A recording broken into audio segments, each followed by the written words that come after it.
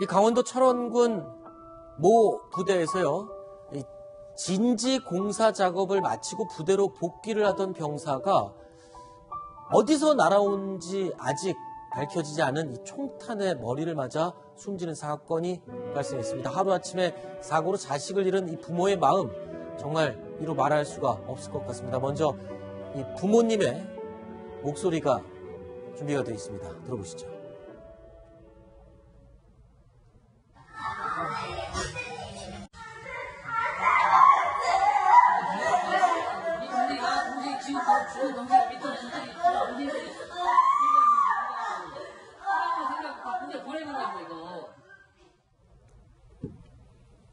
죽은 형 밑으로 동생이 줄줄이 있는데 어떻게 군대를 보내겠냐. 부모의 심정이 찢어질 것 같습니다. 자, 그런데 초기 조사, 그러니까 1차 조사 결과는 지금 이 병사를 숨지게 한 총탄, 도비탄이다. 도비탄. 어딘가에서 날아온 총탄이다. 이렇게 얘기를 하고 있죠? 예, 총에서 발사된 탄이 그 딱딱한 물체에 부딪혀서 튕겨서 방향이 뭐 바뀌면서 날아가는 탄이, 우리 뭐 흔히 하는 얘기로 뭐 유탄 뭐 이런 얘기도 하는데요. 그 뭐 영화 왜 라이언 일병 구하기 같은 이런 전쟁 영화 보면은 이게 총 쏜기 어떤 뭐 그 장애물 같은데 부딪혀가지고 이렇게 해서 이렇게 또 사람을 마치고 하는 뭐 이런 그 개념으로 생각하시면 될 것 같습니다. 자, 그러면 이 도비탄 어딘가에 딱딱한 부분을 맞고 튕겨져서 나왔을 것으로 추정되는 도비탄 어디서 쏜 총일까요? 자, 보면요. 바로 400m 밖에 사격장이 있었고 이 당시에 한참 사격을 하고 있는 중이었습니다. 그리고 자, 이쪽에 쭉 병사들이 엎드려서 이쪽 방향을 향해서 사격 방향은 이쪽 방향입니다. 그리고 이 사격장 너머의 도로를 지나던 이 길에서 이 병사가 피격된 것입니다. 자, 그런데 어떻습니까? 400m의 이격거리 정도면은 저기 도비탄에 맞아서 피격될 수 있는 그 정도의 거리가 되나요? 충분히 이론적으로? 어떻습니까? 이게 지금 소총의 유효 사거리가 460m라고 하거든요. 그렇죠. 그럼 유효 사거리 460m면 460m 안에 있으면 어쨌건 총을 쐈을 때 맞아서 죽을 수 있는 그런 거리이기 때문에 저 거리가 400m라는 것은 아마 실제로 직접 쐈다고 해도 그 유효 사거리 안에 들어가고요. 도비탄에 맞아서 글쎄요. 저렇게 총알이 튀어서 저 정도 거리를 가서 맞아서 죽는 경우가 지금까지는 저런 사고가 없었거든요. 지금까지 도비탄에 대한 사고가 한 2건 정도 보고된 바가 있습니다. 2014년에 이제 여기 경기도 고양시에서 그때는 한 1.3km 정도. 그때는 이제 소총의 유효 사거리가 그보다 훨씬 길었기 때문에 1.3km 정도 떨어진 곳에서 이제 도비탄이 날아와서 한 일하던 인부가 김아무개 씨가 맞아서 발목에 부상을 당한 그런 사건이 있었고, 작년에 이제 전라남도 장성에서 그때는 인명피해는 없었지만 한 2.3km 떨어진 곳에서 도비탄이 날아와서 이제 사무실에 그냥 책상에 꽂히는 이런 사고가 있었지만 저렇게 사람이 맞아서 이 사망 사고에 이른 것은 처음이었기 때문에.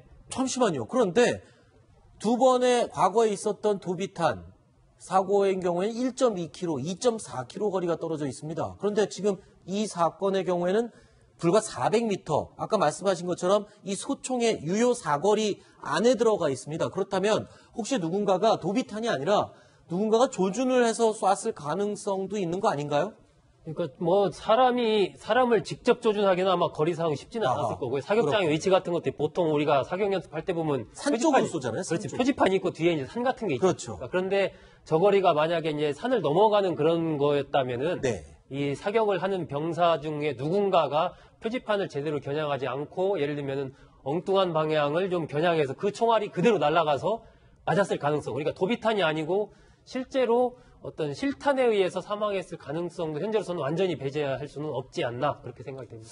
그렇군요. 자, 그렇다면 이 사격장 인근 분명히요 군대에 다녀오신 분들은 압니다.